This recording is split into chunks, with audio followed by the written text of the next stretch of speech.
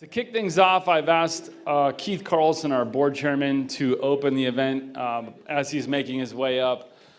Keith has been here from the very beginning. If you don't know, Keith called the very first meeting back in 2011, 2010. Maybe we could bring the mic down just a little bit. He and his wife, Amy, have been hosting people in their homes ever since, cultivating this mission, inviting people into the goodness. So please give a hard welcome to Keith Carlson, without which there would be no Pacifica. So Keith, thank you. Thanks, David. Good morning, everyone. Why don't we start in a brief word of prayer before the program begins? Will you pray with me?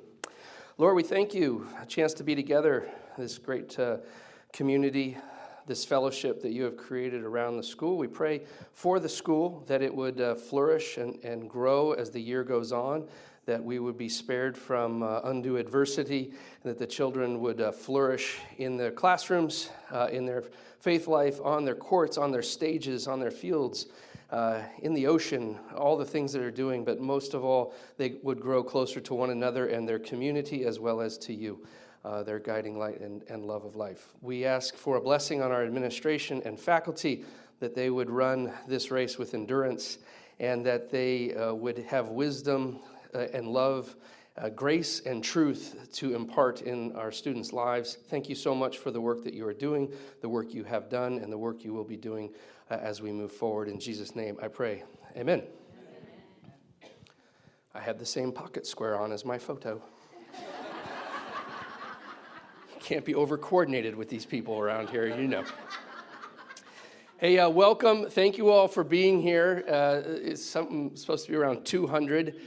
Which is not bad for a school that's just, a little bit over 300 students. It's fantastic. The participation for you to be here and to be invested in the community is much appreciated by David and I, the board, and everybody at the school.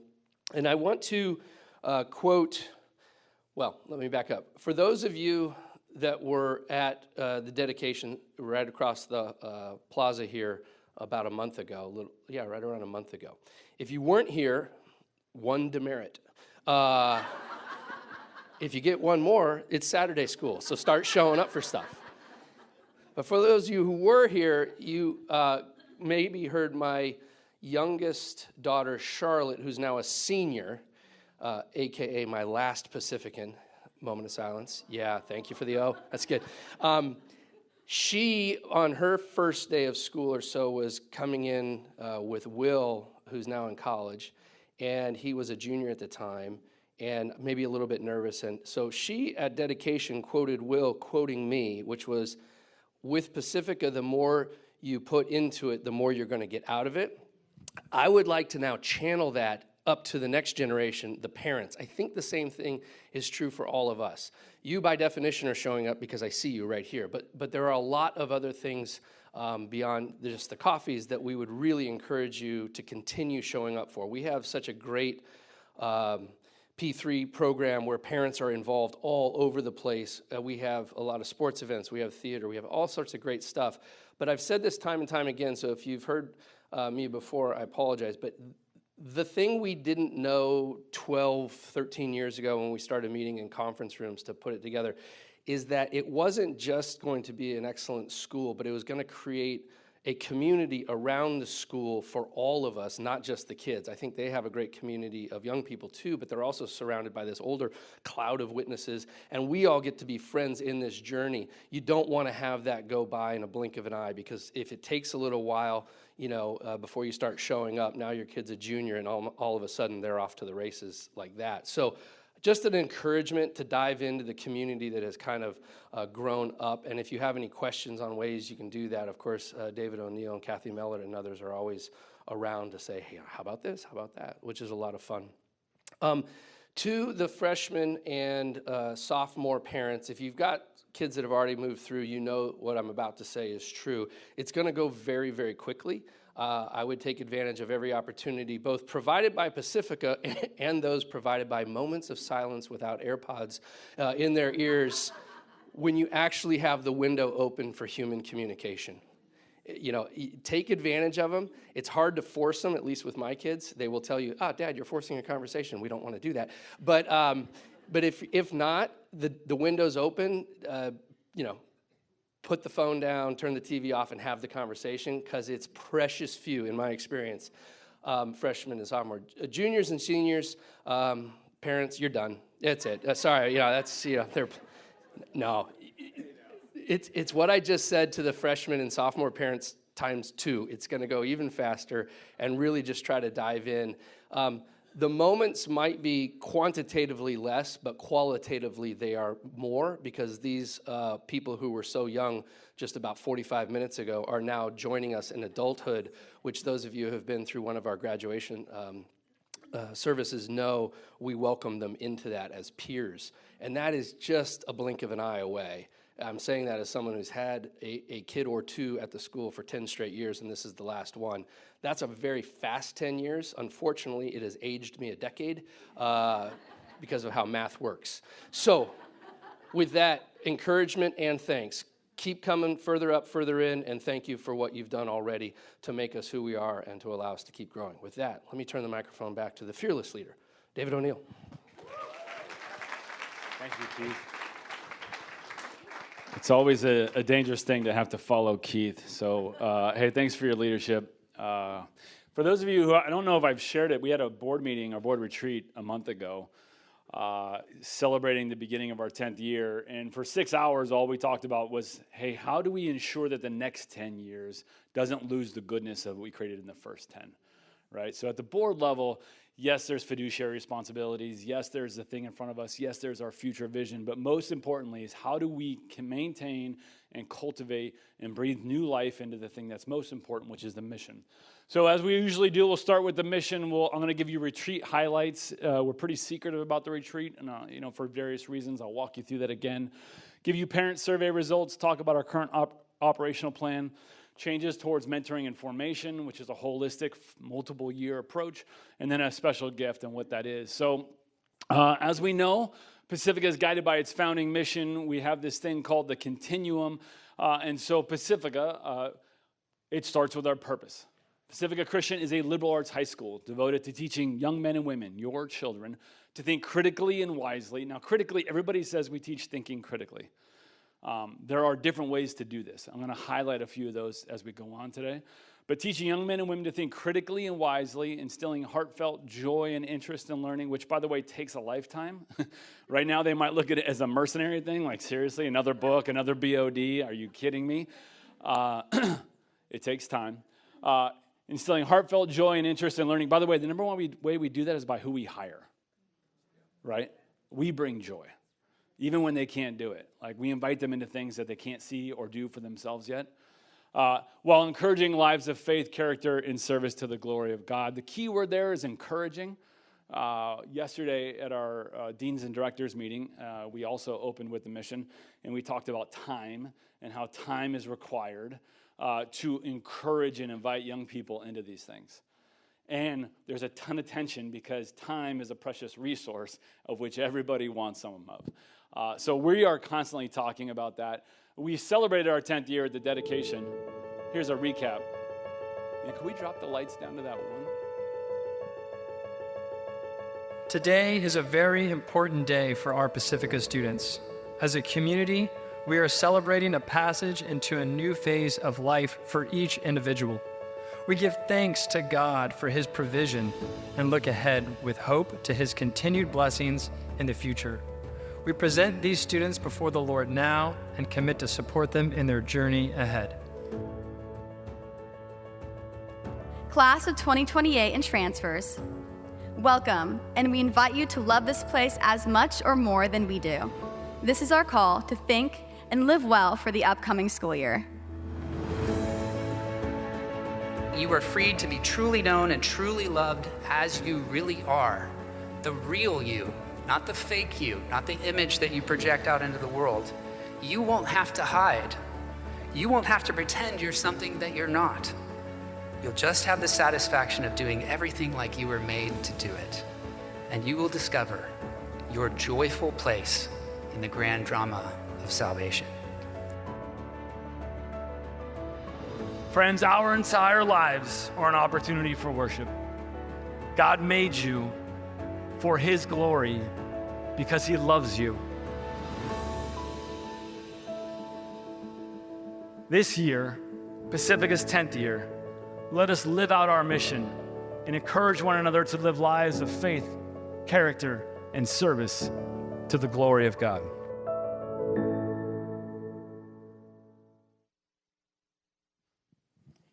You can just leave that on. Dedication is always an opportunity to bless and send kids into a new moment, but it's a reminder and a cultivation, again, of the most foundational and important things.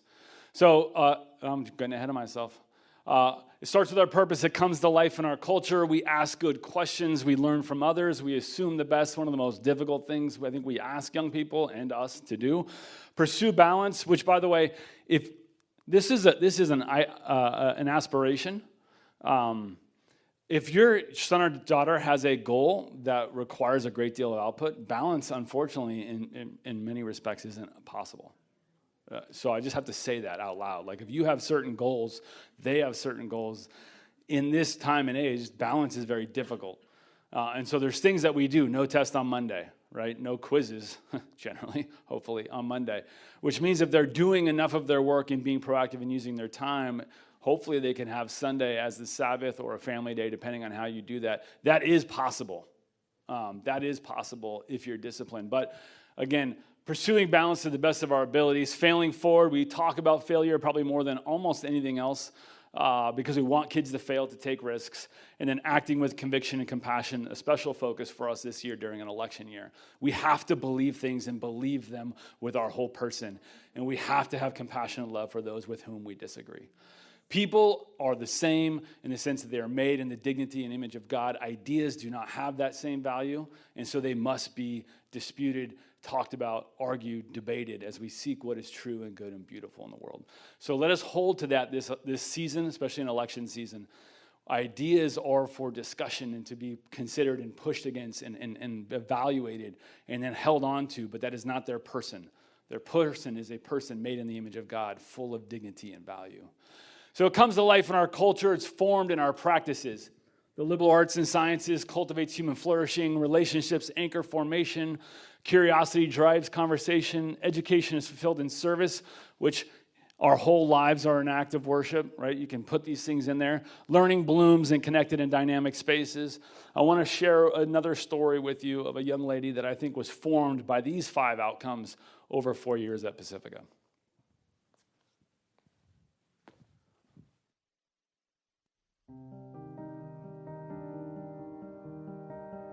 My 8th grade year was specifically interesting in that towards the second semester of my 8th grade year, my best friend died in a tragic accident.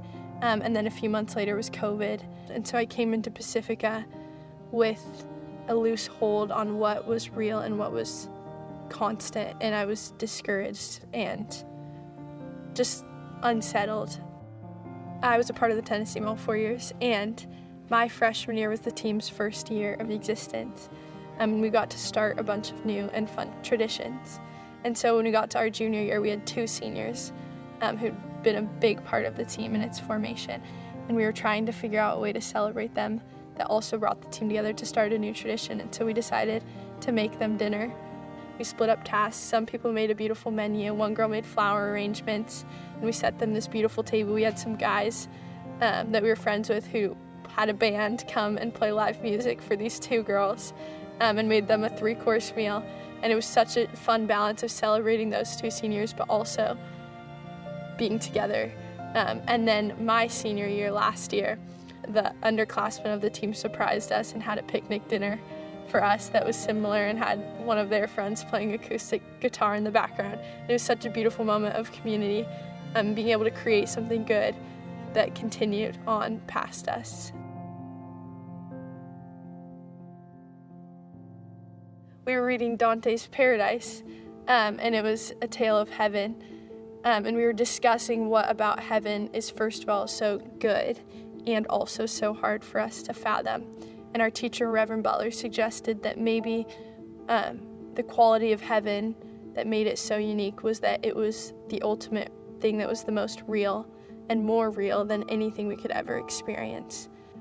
And I never thought about realness as a spectrum of things where something could be less real or more real. I was more thinking things were real or not real. It was imaginary or it was real. There was something larger, it felt, at hand than just making dinner or just talking about a book or just adding numbers together. And it felt like we were tapping into something bigger and truer, and almost something constant that would remain. Coming into Pacifica, I also had a very strong need to achieve. The minute I got one achievement, got the grade on the test I wanted, played this way in a certain tennis match, there would immediately be a next achievement and a next step towards what I needed to achieve to feel like I was doing enough. And it's an exhausting way to try to go through high school. There's more to life than just getting the next best thing, and that there's something more important and deeper and more constant than the always changing goals I could have. Through Pacifica, I learned that goodness and truth is worth the effort. Thinking about that discussion that we talked about, having heard those ideas about heaven and paradise in Dante's works, the more effort I put into understanding the book and understanding reality, the more I could actually understand, the more I got out of it. And same thing with the tennis center, is that part of what was so exceptional about it was the amount of work we put into making it beautiful. And now with this new mindset, when I evaluate things in my life, I think, is this something that lasts? Are these people who are looking for a life that has meaning, or are these people just looking for the next thing? And a lot of it is people, and having the opportunity to go to a smaller school where I get to talk to so many people who seem so different than me, but we end up having so much in common, has showed me that there's something that people have when they are also looking for this kind of life with meaning and with realness. And there's things that organizations have and schools have that are the most important things to find. That's something I'm going to try to do wherever I go next, is invest in community and also try to bring this understanding, because it was my teachers and friends at Pacifica that showed it to me and invited me into that, and I would hope to do the same for others.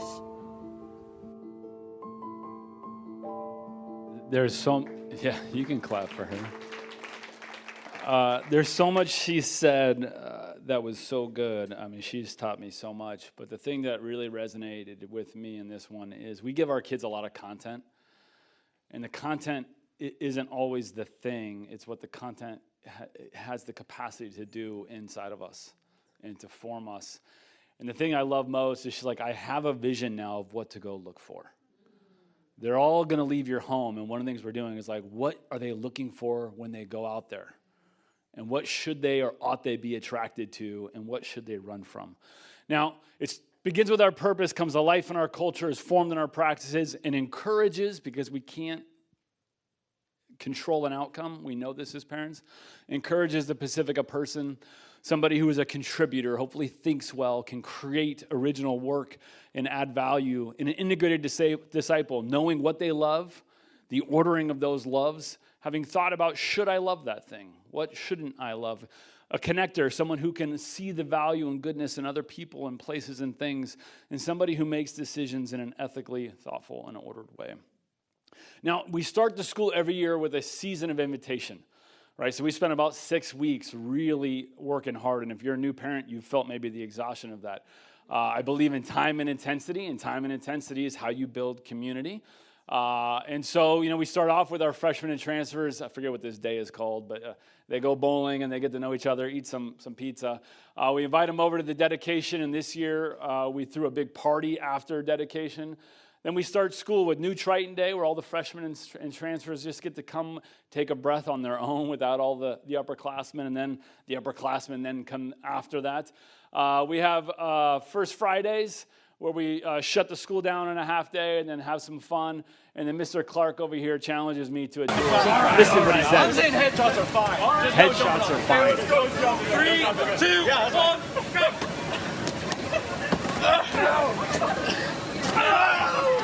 That's right. Yeah. Now, in fairness, he did beat me the next 2 rounds, and he won. And then after that, we put him in the gym and welcome them to the wedge.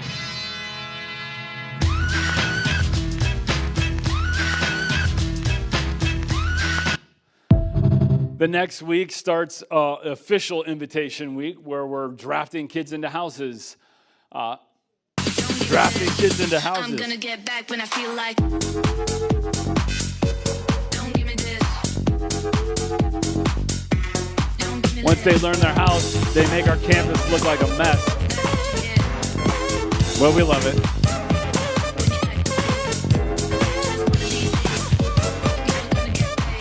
They leave that time, and you heard Aubrey talk about a dinner, a meal. We talk a lot about meals, and so the seniors put on a meal for the freshmen called the Heritage Dinner, where they pass down the heritage of their house and of their experiences, inviting them to take risks.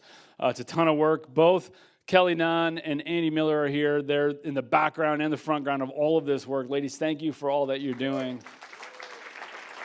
And then we take them all on retreat, 3 days, 4 days, 3 nights. How long is it? Of some of the most fun you can have. And yet there's this reality that a new year brings both change and uncertainty, right? And so I just explained a lot of good, but it's not all good, right? We know that. We have kids in our home. We have freshmen who are like, today was awesome, and then this afternoon was terrible, and this evening was better, and then tonight I'm crying on the floor. Like this, if this is you, this is normal. Okay, it's happening in my home. It's happening in your home. Change is hard. Friendships can be hard. A new year, even for returners, you just don't have the same classes. Someone leaves a team. Someone moves out of the area. Your favorite teacher leaves.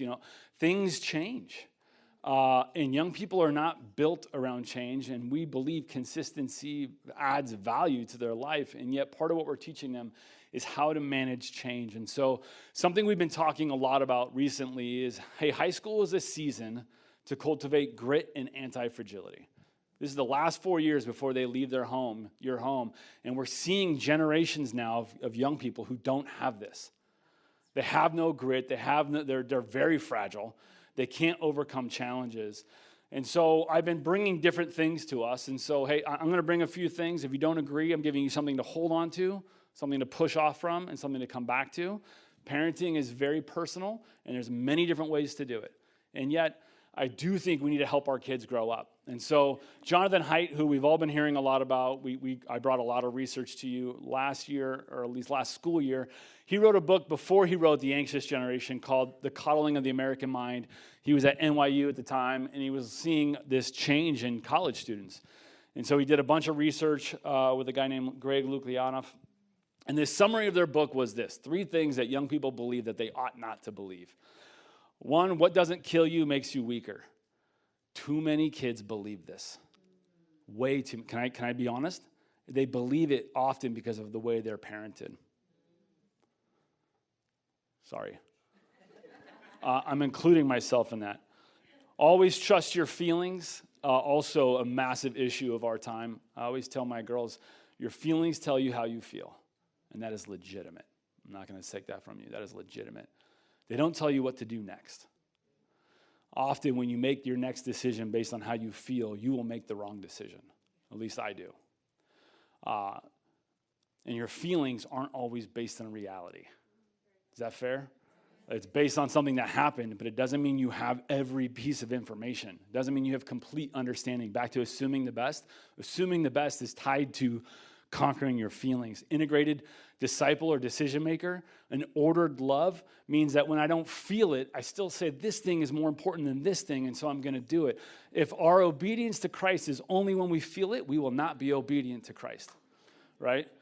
3rd, life is a battle between good people and evil people. Again, in an election season, some people are evil, some people are good. I'm not suggesting that's not true.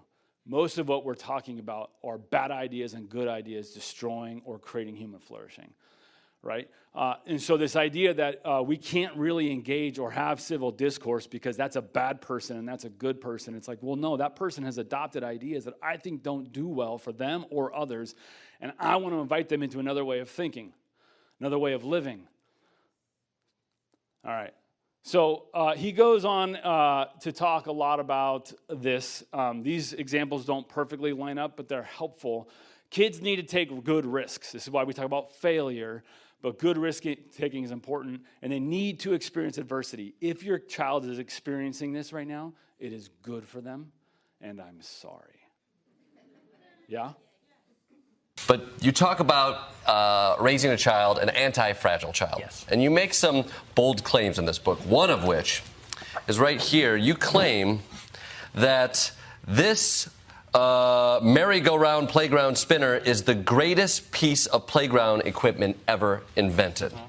Defend yourself. Okay. How first of all,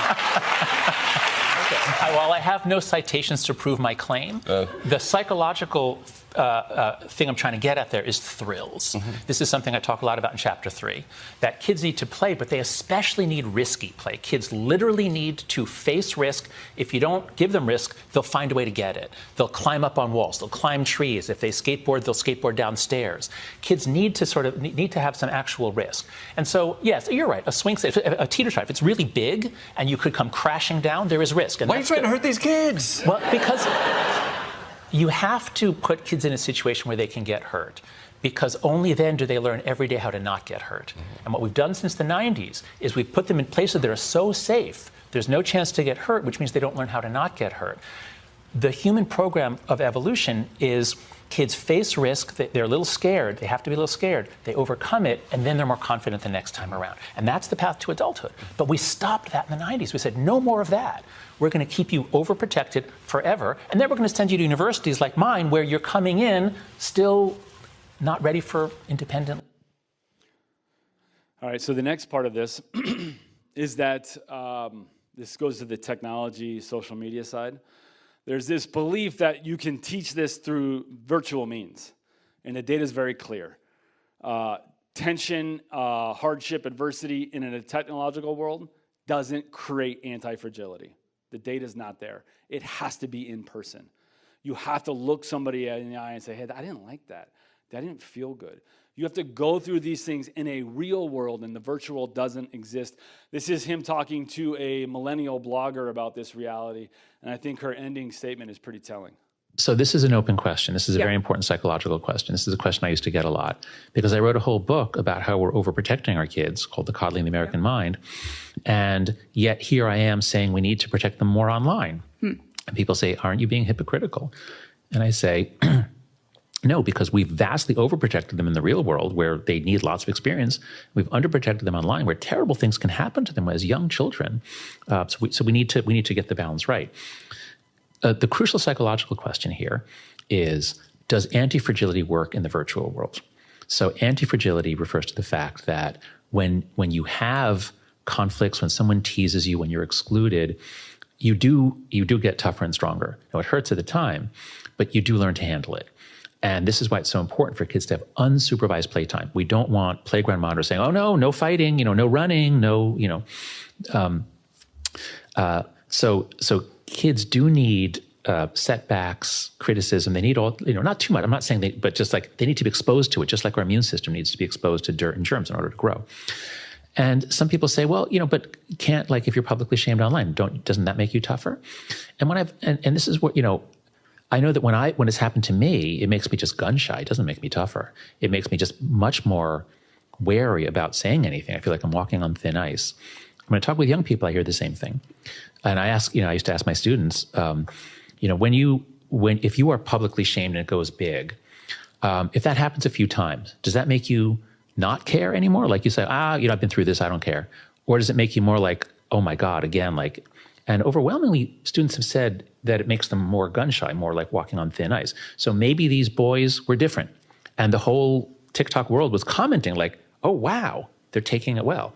Do you really think that that's what's happening to your generation, that your generation now is immune to public shame because you've been shamed so much? It's hard. It's like, I think it's different personalities, but I have various friends who have gotten, canceled, whatever we want to say. It's kind of just becoming, unfortunately, like a norm where people, if you post online a lot, it's almost like initiation, like you're going to go through a public shaming at some point. Did you see his face there? She said the real part out loud. There's an acknowledgement that that's what happens. I've been saying it. I'll keep saying it. No social media to junior year. I'm just going to keep putting it out there as an option. If you're already there, just, work through it. This is destroying kids. It's destroying girls. So, hey, one way to think about this, again, I'm giving you something to hold, something to push from, something to come back to. So, Chris Stratton sent me this article a few days ago, which connected to these things we've been talking about, which when you read the title, it tells you exactly what it is, right? Lighthouse parents have more confident kids. Sometimes the best thing a parent can do is nothing at all. Do, not necessarily listen, right? Not necessarily engage with, but do, right? He opens the article like this. When my son was a toddler, he learned to run in our driveway until he fell. He would turn to me to see if he was hurt. If my face betrayed worry or if I audibly gasped, he would wail. If I maintained equanimity, he would brush himself off and get back to running. Learning that I could so powerfully influence his mental state was a revelation. Your feelings don't tell you what to do, right? Here was the human being who was counting on me to make sense of the world, not just how to tie his shoes or recite the ABCs, but how to feel. Your response to their adversity is powerful.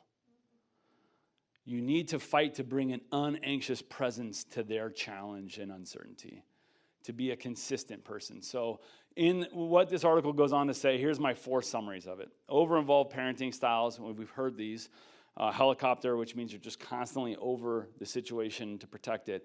Or snow plowing, which means you're removing all the obstacles, can hinder a child's development, especially in high school, by making them dependent on a parent to solve their problems and therefore less confident and capable.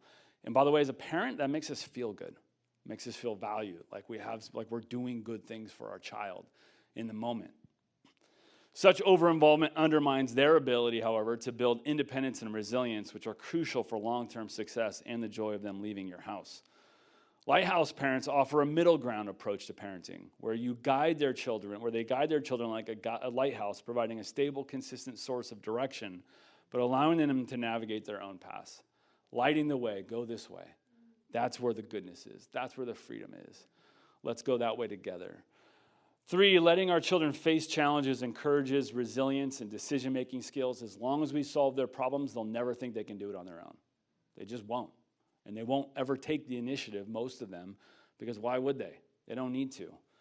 And finally, this approach involves giving support, so it's not non-action, but the action might look different. Listening, being a parent for allowing independence, fostering stronger self-esteem and problem-solving abilities, which builds character.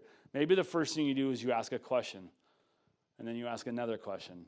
Very Socratic, helping them come to the thing they already know. We know this from Scripture, right? Paul writes to the Romans, not only that, but we rejoice in our sufferings, knowing that suffering produces endurance, and endurance produces character, and character produces hope. And hope does not put us to shame, because God's love has been poured into our hearts through the Holy Spirit who's been given to us. This is a truth that is hard to hold. Suffering, endurance produces character. Character is where hope is found. Christ also, of course, with the foundation. But this is an important thing for our kids to learn. Gratia et veritas, grace and truth, comes from the Gospel of John. When Christ walked the face of this earth, he walked the fullness of grace and truth, but it takes time. And so if they're struggling, try not to give too many personal examples anymore because you all know my kids now. They're at the school. But what they feel or experience one day, it could change drastically the next day. And then again the next day. And what my daughter needs from me is to be the same person on each of those days, right? And to see the long game, which is time. All right, I'm going to move on.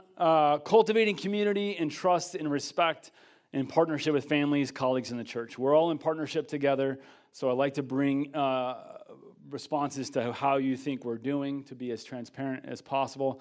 We take a survey every year. The response rate this year was lower than usual, or last year rather, 38%, which is still good, but it's not where we'd like it to be. All questions are answered on a scale of 1 to 5. There's 37 questions asking 6 different areas: philosophy, mission, governance, reputation, personnel, student services, and the development of students. And when you think about the ranges, anything over a 4.5 is excellent. Anything between a 4.16 and a 4.49 is a mid-level commendable to highly commendable. So anything over like a 3.3 is highly commendable. Commendable is 4 to 4.15, and caution is below a 4 to 3.5, and then below a 3.49 means, hey, you should really be focusing and working on these things. So year over year, where did we stack up in all 32 questions? So we've never had a critical concern. The first year we did this, we had 2 here in this caution, of which you can see have moved out. We have this steady progression from this side over to this side over the last 4 years, with 29 of the 37 questions ranking excellent, 8 in the mid-level, but most of these are highly commendable. Most of these are 3.3 or higher and nothing below. So that's encouraging.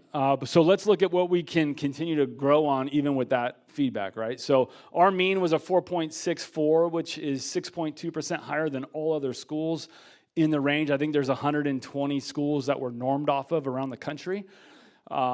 And the 3-year average is a 4.36. So that's, again, all very encouraging. So what are our highest scores? What are our lowest scores? The highest scores are support for the school's philosophy, mission, and values, understanding of the school's philosophy, mission, and values, which are not the same, support of leadership, support of bullying policy, and your understanding of expected school-wide outcomes. Again, nothing fell in those other categories. Divisional, so that first one's sort of like at the highest level. Divisional is really at the school level. So overall academic quality, serving as Christian role models, safety and security, adequacy of common spaces and leisure, personnel general friendliness, facility cleanliness, and allowing for parent involvement were the highest. Now, other top marks: understanding of expected student outcomes, leadership, promotion of a structure that contributes to operationally and financially sound Christian school, operations, essentially the way we do business, the school's reputation among others outside of our school, the sense of community among parents, students, and staff, sensitivity to ethnic differences, adequacy of communication with parents, principals, approachability, leadership, and positive involvement, student culture, a few others.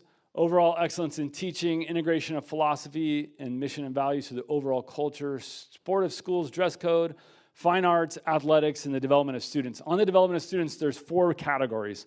And so I'm telling you, we have a 4.7 out of 5, which is actually down 0.04 from last year. Okay, so that's how you read that. Here's what our staff give us, just so you can see, do we not see ourselves the way you see us? And then here's the scales: 5, 4, 3, 2, 1. So it's really important that you don't see, a lot here that's being overcompensated. So you can see it's a really healthy range of how people are feeling about the development in these areas. And we've been pretty steady over the last 3 years in terms of where we're scoring. The lowest marks, again, below a 4.0, there wasn't. So let's talk about the things that maybe are our lowest marks. So community service initiatives, it was at a 4.23 last year with year-over-year change. So this would be 22, 23, 21, 22, 22, 23, 23, 24 of almost 20%. Health services, again, year-over-year change of nearly 0.5, which is statistical. 45% of you are like, I don't know. I think this is because we don't have a nurse, and we don't plan to have a nurse. We use Hogue, which is 45 seconds away, and they're much better and better trained than we are in those situations. Supportiveness of learning differences has had, again, a massive increase of 0.32 over the last 2 years. Sense of community among parents is sitting at a 4.5. Those are our lowest scores. No longer on the list, which is really fun to see things come off the list. Sensitivity to cultural differences had a 0.17 and a 0.12 year-over-year change in the growth of that area. So those are some of the high marks of the survey. Thank you for completing that.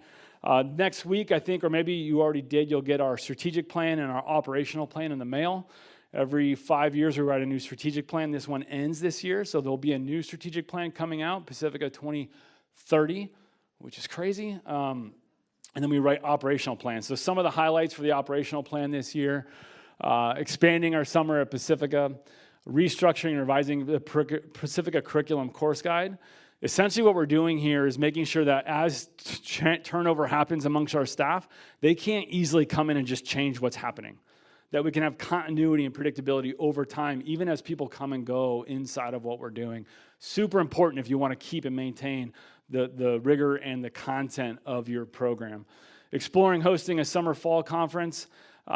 I'll talk more about that when we get closer, but I'm really excited about bringing young people together around core ideas in an elevated way.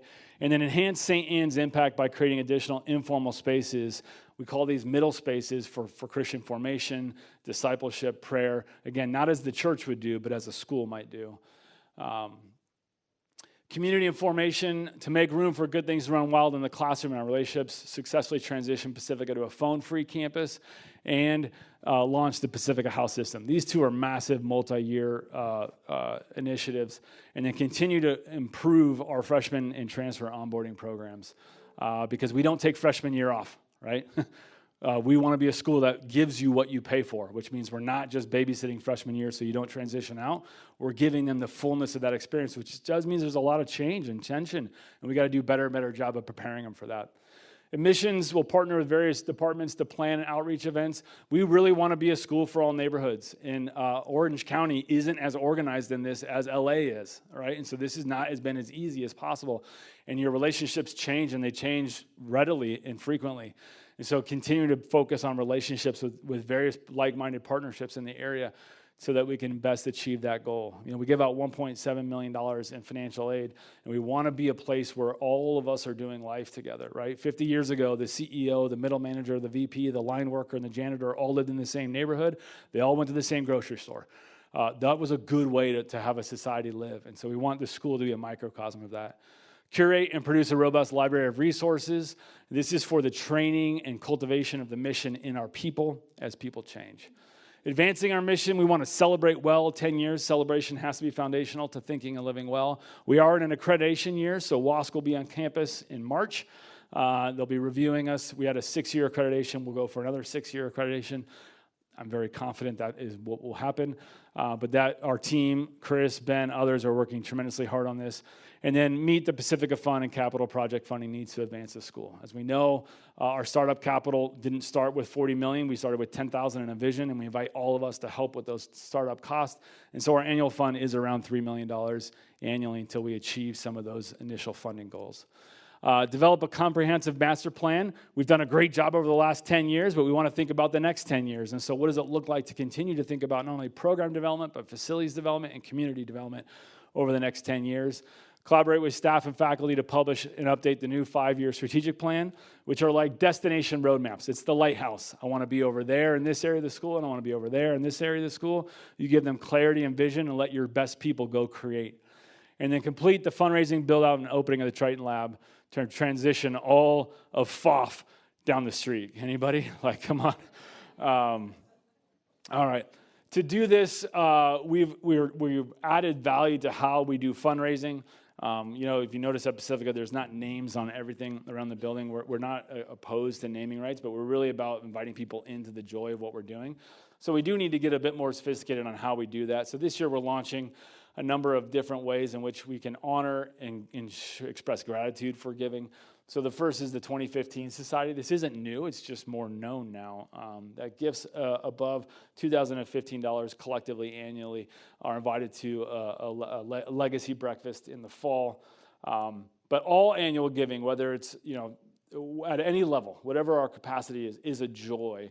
But we are asking a group of patrons to dedicate to make a profound impact on Pacifica. What I'm seeking to do is we spend a lot of time, Kathy, Jana, myself, and others, raising funds. And I'd rather spend more time impacting your students, right? But we have to do both. That's the job. And so I'm looking to try to create a group of 100 and then 200 folks that just have it on autopilot. This is a part of my giving. Now, giving, just so we all know, because we're all grateful recipients of this, giving at Pacifica hits all of these levels. We have folks in our community and outside our community who give at these levels annually so that we can have the joy of what we have. As a reminder, tuition this year actually costs $25,500 per student. And so all of us, regardless of our how much tuition assistance or not we're getting, is getting a break. And there's a lot of reasons we do this. If you have curiosity why that is, I'd love to share it with you, but I don't have the time to do it here tonight. I'm going to move through this. There are brochures outside if you'd like to learn a little bit more about how we're trying to reorganize some of our giving. Now, around the Triton Lab, this has been an exciting project for those of you who might not know about it. Most of you are not brand new, but we did secure a property about 16 months ago. which allowed us to get 25 parking spaces and 8,500 square feet of new space. It's right down the street. So you've got production, which is right above 15th Street. That's where the building is located. And it will be the future home for strength and conditioning, high-performance equipment, batting cages with technology built into those, both for baseball and future softball expansion, indoor golf simulators, recovery areas.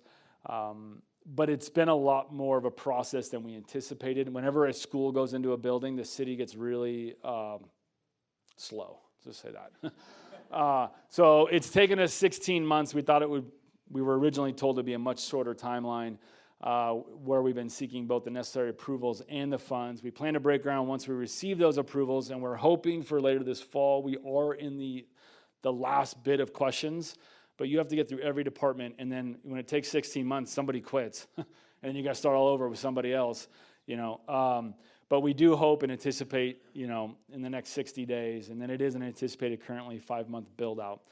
Fundraising, everyone here has been so generous at Pacifica. Pacifica is a generous place, and so right now we've raised to date about 1.45. With changes from the city, structural, other things, of course, every time the city looks at it, costs go up. And so we're real seeking about another $500,000 to complete that project. My goal is to get that open I don't want to give you a date, this school year, and to get our students in it ASAP. If you have interest in this, I would love to talk with you. And we're finally making it public. Pacifica will be launching girls flag football next fall, which will be a ton of fun and something for us to build community around.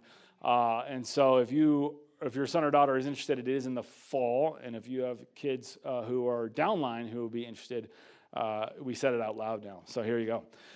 Formation and culture.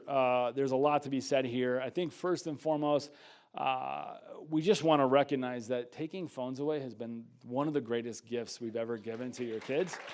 And to their credit, since school has started, I think we've taken away 5. That's insane.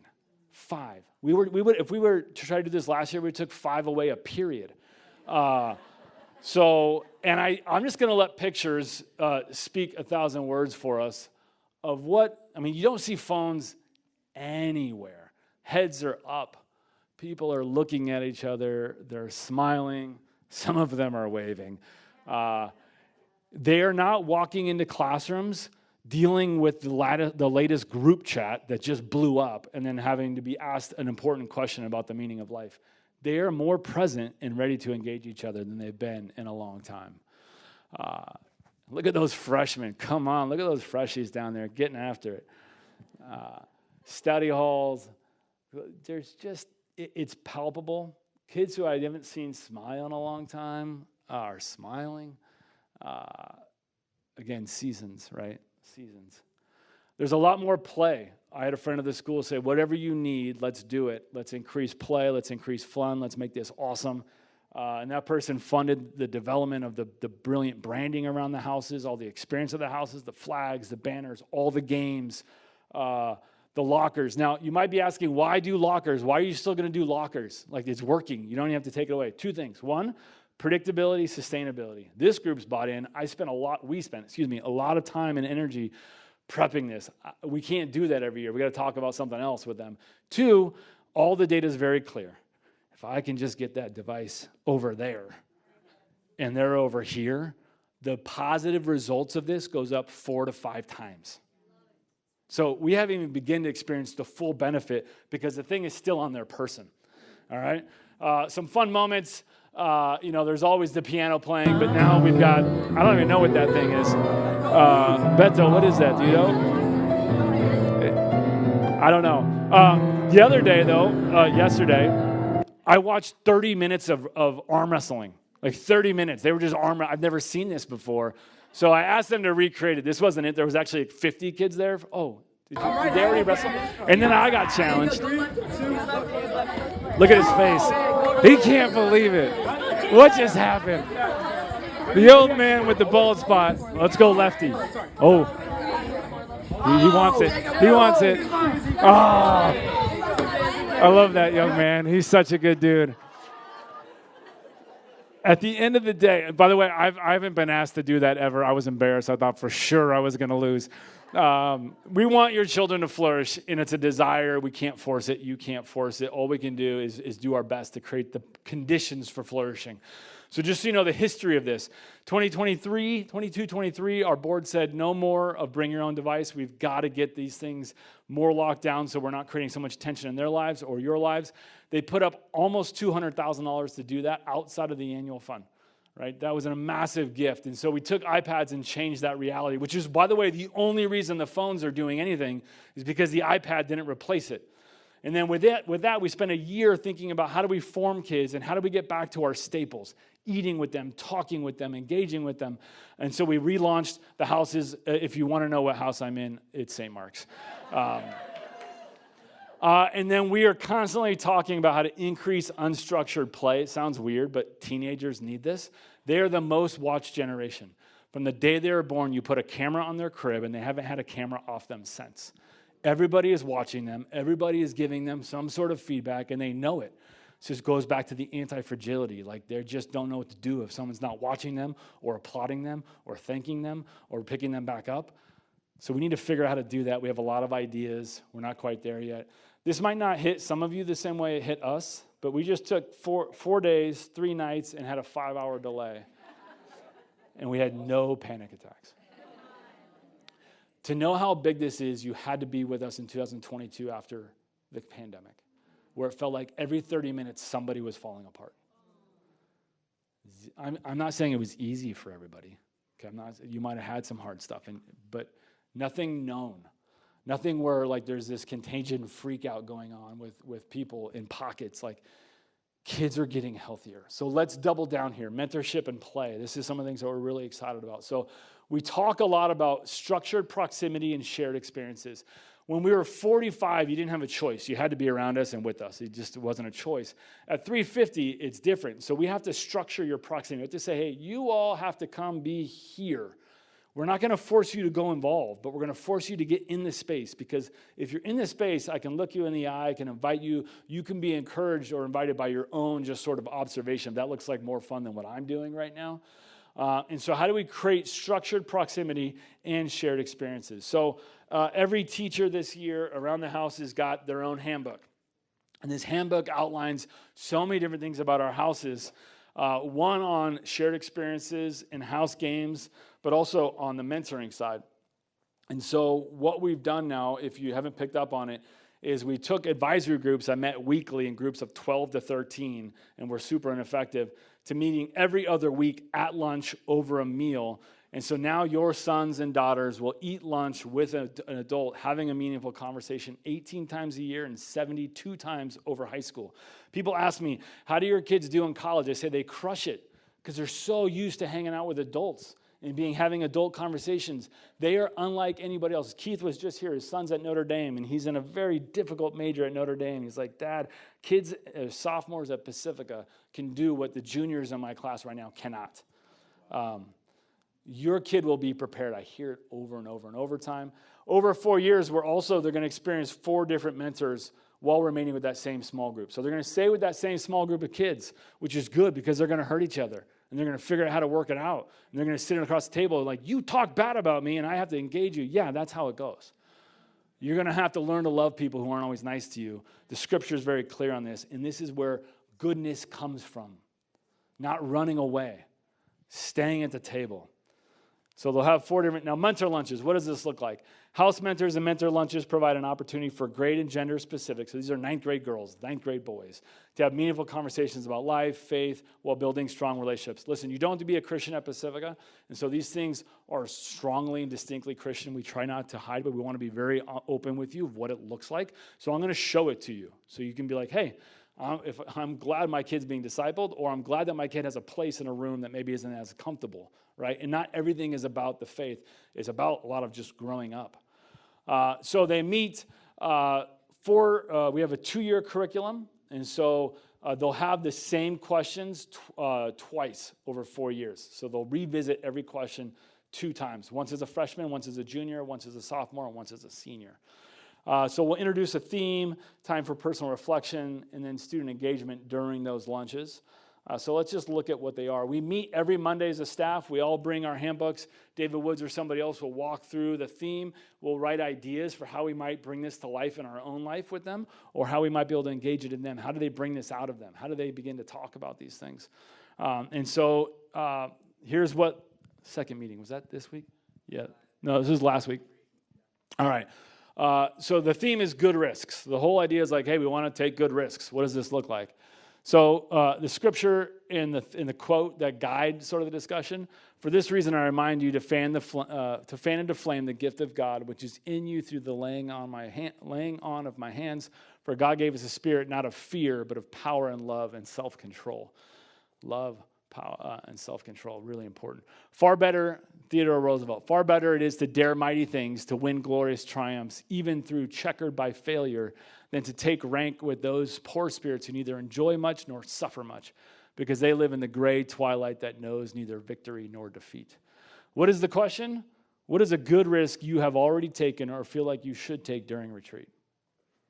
That's what we talk about. Let's go on to the next week. This might have been this week's. Influence. This is a good one. Who influences you? Do not be deceived. Bad company corrupts good character. We should talk about that. We also should talk about we change and we have to give people permission to change. Okay? Our kids probably fit both of those throughout 4 years. And if a parent, all we see is like, my kid's the good one and that kid's the bad one, then nobody can grow up. Both of them get stuck. What was the question? Who has the most influence in your life? You should probably know what that is, right? Why do you give them that much influence? Who do you influence most? And why do you have that place in their life? All right, next week, time. I'll just go to the question. No, actually, I got to read this quote from Tolkien. I wish it need not have been happened in my time. I wish this didn't happen, said Frodo. So do I, said Gandalf. And so do all who live to see such times. But that is not for them to decide. All we have to decide is what to do with the time that is given us. How can time make things valuable? How do you use your time? Would you say you use your time wisely? What, if anything, would you want to change about how you spend your time that you've been given? This is just good stuff, right? Activities, once a month we get together for house games, house experiences. I got to get off this slide because some of these are surprises or not actually happening yet. But the idea is, how do we get the games and activities and fun? Not always after school where you can't get your kid back to campus, or we ask our staff to be out another night, into the school day in proximity where we already are. Also around formation is encouraging a life of prayer. So much of, I think, growing up in the church is like, if we just think the right things, it's a relationship. And the relationship is experienced in the Logos, the Word became flesh, but also in relationship through prayer. And so we start every Monday, every chapel, and we pray this prayer during our house meetings. And these prayers have been written in the mind of a teenager in the season that a teenager is experiencing. So that's a picture of a small group meeting. So every one of them was given a journal. Some of them already threw them away or lost them. Others have made it like really precious. You know, some of them are 14-year-old boys are like, yeah, okay, you know. But it's about invitation and time, right? So let's, and then on the right here, we've given them a space if they want to take it seriously to like reflect on that prayer as a freshman, as a sophomore, as a junior. And if they cannot lose it, like I will definitely lose mine, they'll actually have an artifact of like how they changed in relation to this thing that they've been thinking and praying. So what was the prayer on this one? Father, please use my schoolwork to shape my understanding of what my place and call in this world might be. Help me to see where my own deep gladness and the world's deep need might meet. And as I seek these things, help me not become so self-absorbed that I ignore the needs of others around me. Fellow students, staff, teachers, parents, let me be in this school a bearer of kindness, love, and hope. I mean, that's just, come on, let's go. It takes time. What I've done here, because I'm trying to use it, I have a picture of my daughter, and my bookmark, and each week I just open it up.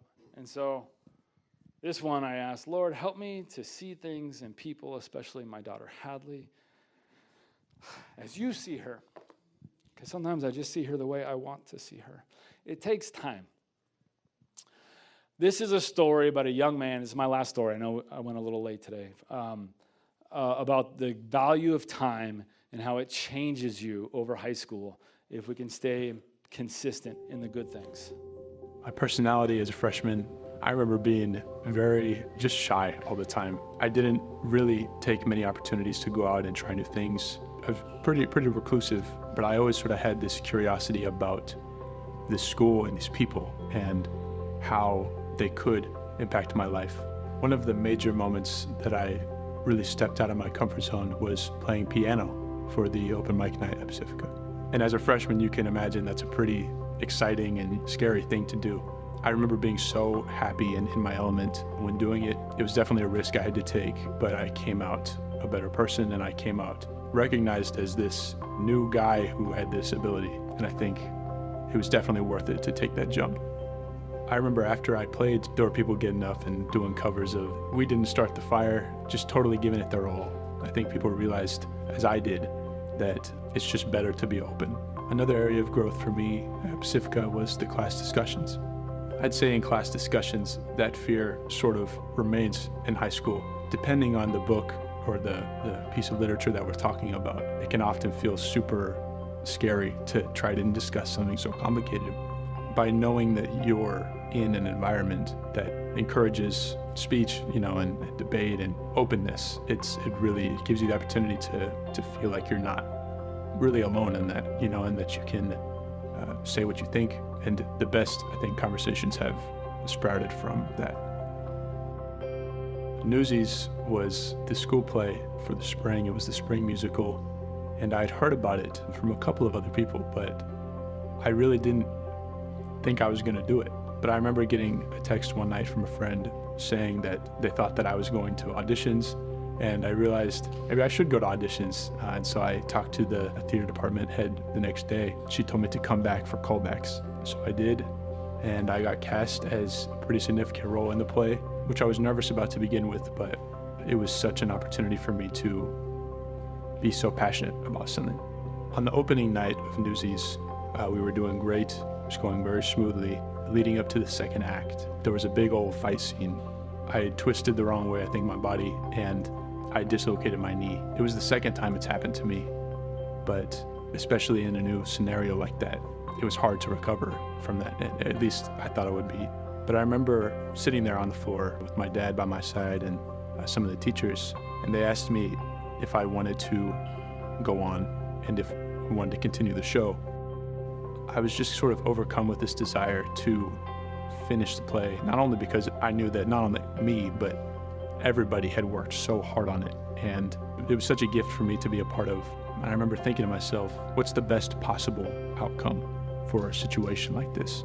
I thought that it would be better to have me up there in a wheelchair, finishing out the play, trying to do the dance moves, the whole thing, than any other option. And so that's what we did. I got back up in a wheelchair. We finished it out, and I think it was great. I think that night specifically was pretty special for the people that went, and I was just happy to be a part of it. Looking back, being injured and being in that state, I think I was looking at my life and looking at this scenario as more than just opening night, but as everything that I had worked up towards and everything everybody had worked up towards. And I think in that moment, you can choose to see yourself and your surroundings in a worst case scenario and a best case scenario. I thought to myself, the worst case scenario is we probably close the whole thing down. It's the end of the show, which would be pretty understandable given, I think, what happened. But looking, I think, for the best case scenario, despite all odds, and how I could lead that or do my part in that, I knew I had to just get back up. I think oftentimes we're faced with those situations, and it's best to just sort of step outside yourself and see what the best thing you can do is, because that's all you really can do. But leaving Pacifica, going into college, I think there's definitely going to be challenges to face. New situations are always pretty scary. But what Pacifica has taught me and what high school has taught me is that it's so much better just to step outside of your comfort zone and do new things, because that's the only way to grow. But I think growing up these past 4 years, I've been able to step outside of that and step outside of myself when it comes to new things, new difficulties, and sudden changes or challenges. Moving into this new season of my life, I owe that to Pacifica, and I owe that to high school for all that they've taught me and all that I've learned. It takes time. I wish you all could just know Heath as a first semester freshman boy, but you can't. Some of you do.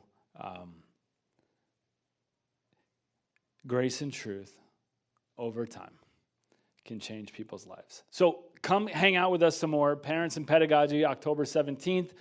Mr. Dobbins, Mrs. Johnson, Mr. Vincent, and Mr. Balmer will be there. You'll get to go to 2 of those sessions. Tons of fun.